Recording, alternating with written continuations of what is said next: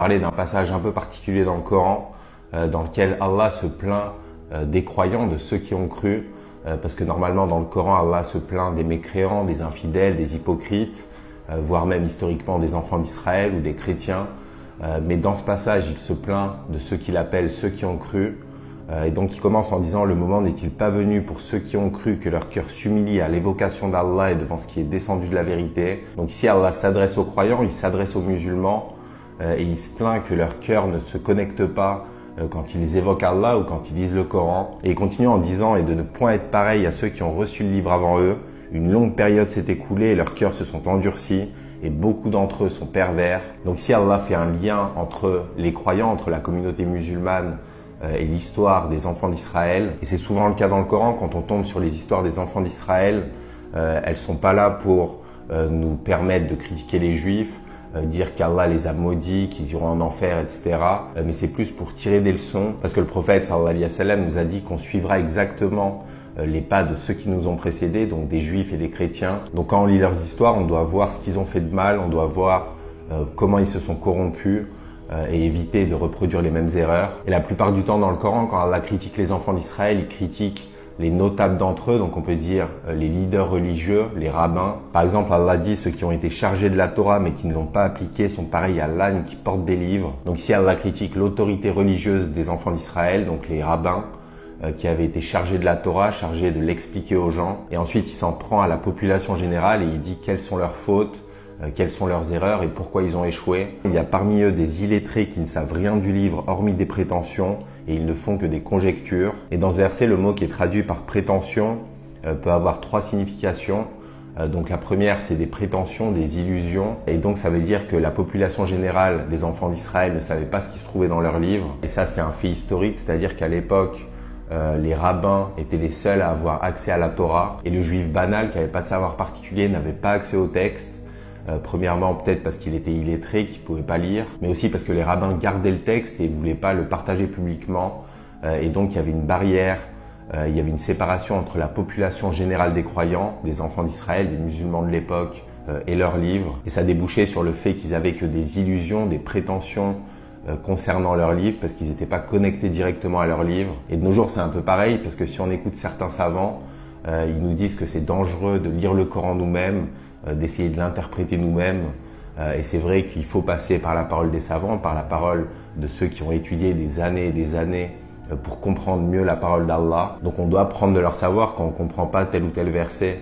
Et il est important de venir à leurs études, à leurs explications. Mais dans le même temps, on doit aussi avoir une connexion directe avec le Coran parce qu'Allah dit que c'est un guide pour toute l'humanité. Et donc chaque musulman devrait avoir sa propre connexion au Coran.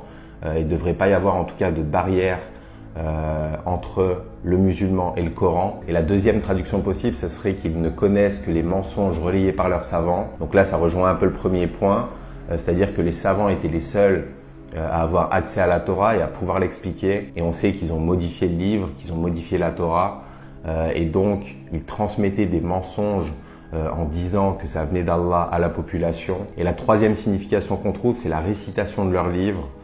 Donc Allah dit qu'il y a parmi eux des illettrés qui ne savent rien du livre hormis des récitations. Et donc ça nous frappe particulièrement parce que de nos jours, combien de musulmans se connectent au Coran juste par l'écoute de récitations sur YouTube ou pendant des fêtes particulières, en famille, pendant des mariages, etc.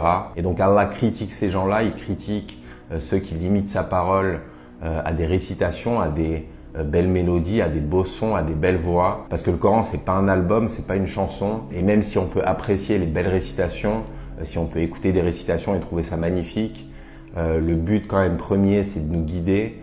Et pour que le Coran puisse nous guider, il faut d'abord le comprendre et s'intéresser à ce qu'il dit. Et donc on voit dans ces trois significations que la critique que fait Allah des enfants d'Israël, de la population générale des enfants d'Israël, c'est qu'ils ne savaient pas ce qui se trouvait dans leurs livres et qu'ils croyaient aveuglément les mensonges relayés par leurs savants et qui prenaient le livre simplement pour de belles récitations à écouter. Donc premièrement, il dit « Le moment n'est-il pas venu pour vous que vos cœurs s'humilient à l'évocation d'Allah et devant ce qui est descendu de la vérité ?» Donc à la lecture du Coran, nos cœurs devraient s'humilier, devraient être en admiration, en crainte révérentielle devant Dieu. Et quand on lit ça, on se dit qu'on est très loin du compte, parce que souvent on réduit donc le Coran à des récitations qu'on écoute, ou même quand on lit nous-mêmes le Coran, on va le lire d'une manière superficielle et on va avoir beaucoup de mal à se connecter à ces mots. Mais Allah ne nous laisse pas comme ça, il nous donne de l'espoir dans le verset qui suit. Et donc Allah dit dans le verset qui suit, sachez qu'Allah redonne la vie à la terre une fois morte. Et donc ici Allah compare la terre morte à nos cœurs morts,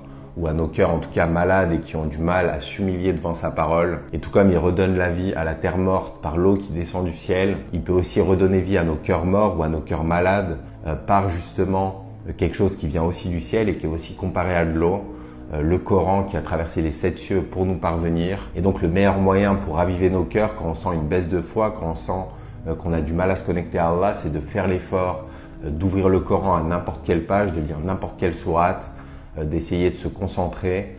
Et Allah dit que si son serviteur fait un pas vers lui ou vient vers lui en marchant, Allah viendra vers lui en courant. Et donc on a juste à faire quelques petits efforts.